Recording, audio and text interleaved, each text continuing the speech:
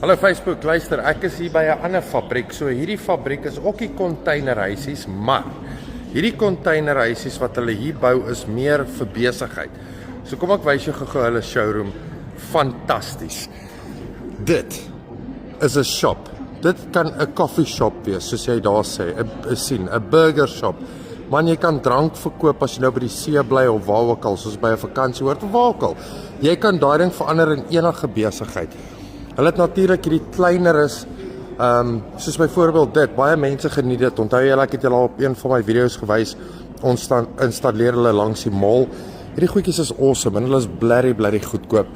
Pryse is alles op 'n catalog. As jy uitreik na my toe, dan kan ons met jou gesels. En alles is customizable. Dis baie belangrik om dit te verstaan. Jou logo, wat jy binne die ding soek, wat jy hom voor gaan gebruik, dit alles maak verskil aan die prys, maar ek kan julle sê, jy gaan nie 'n besigheid perseel koop vir die goedkoop prys wat jy die goedjies koop nie. Hierdie insê hulle gaan Germany toe nou. Dit is kantore wat hulle gebou het vir ouens in Germany. Maar kom ek wys julle net hierso. Kyk hierdie ding. Dit is nou 'n kyk al, jy kan nou 'n drankie winkel maak of weer eens 'n burger shop of wat ook al.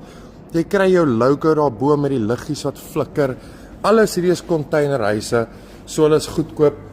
Kyk die materiaal wat hulle binne gebruik, mense, dit is regtig kwaliteit, kan ek jou vertel. Ek moet ook net noem, as jy 'n container besigheid hierso bestel, deur my by hierdie fabriek, hierdie ouens supply sommer met al die tipe papiertjies vir jou kosse, soos jy sien jou chippies, jou burger, wat ook al jy wil hê, tin foil, hulle het alles hierso, daar is die containertjies, hulle supply alles, en jy kan jou branding op hierdie goed sit.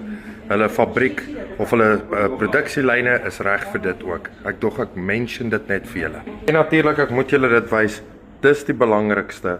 Hierdie mense en fabrieke in China moet altyd hierdie dokumente hê. Dit is die eerste ding wat ek altyd kyk en verifieer dit. So, nog 'n fabriek, thumbs up.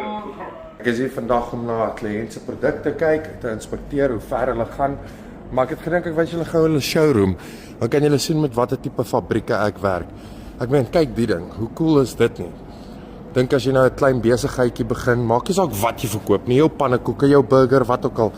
Wat check hoe cool is hierdie lig aan die kant. Ek meen, dit lyk soos of die boks nooit ophou nie as jy aan die kant kyk.